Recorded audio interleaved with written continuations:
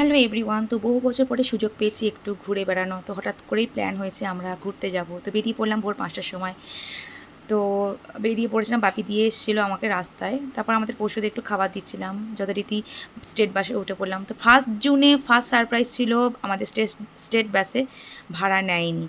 তো এতটাই ভিড় ছিল ভোর ৫টার সময় যে আমাকে দাঁড়িয়ে দাঁড়িয়ে পুরো হাওড়া পর্যন্ত যেতে হয়েছিল। স্টেশনে নেমে পড়েছিলাম। নেমে আমাদের গন্তব্যস্থলে ট্রেন ধরলাম, বসে পড়লাম সিটে, একটু বসে ভিডিও করলাম। তারপরে ট্রেন দেখে বাইরের ট্রেন ছাড়ার ভিডিও এবং প্রকৃতিকে নিয়ে একটু সুন্দর ভিডিও করছিলাম। আর ট্রেনে উঠেই আমার সবথেকে পছন্দের জায়গা জানালার ধারে দাঁড়িয়ে দাঁড়িয়ে একটু কেত মারা, আর আমার বন্ধু আমাকে ভিডিও করে দিচ্ছিল। এটা আমার রিলস করতেও ভালো লাগে। ট্রেন্ডিং ভিডিওগুলো হয় যেমন তেমনই বাইরে হাত বাড়িয়ে প্রকৃতিকে ছোঁয়া, প্রকৃতির আবহাওয়াকে উপলব্ধি করা, একদম যেন কোথায় একটা ভেসে যায় এই প্রকৃতিকে দেখলে।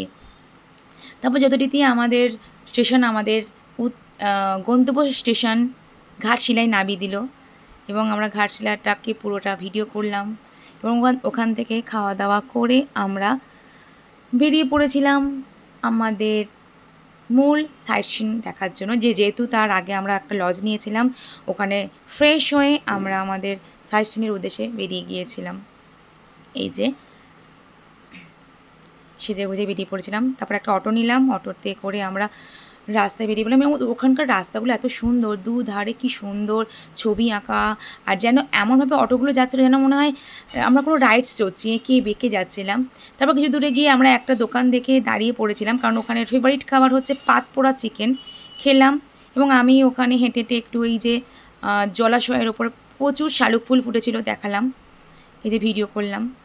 তারপরে এই যে পাত পোড়া চিকেনের ছবি এটা তুলেছিলাম, দেখালাম, খেলাম, খুব টেস্টি ছিল। তারপরে আবার বেরিয়ে পড়লাম এবং নেক্সট ভিডিও আমাদের আসছে, কোথায় কোথায় আমরা ঘুরেছি সেটা দেখাবো।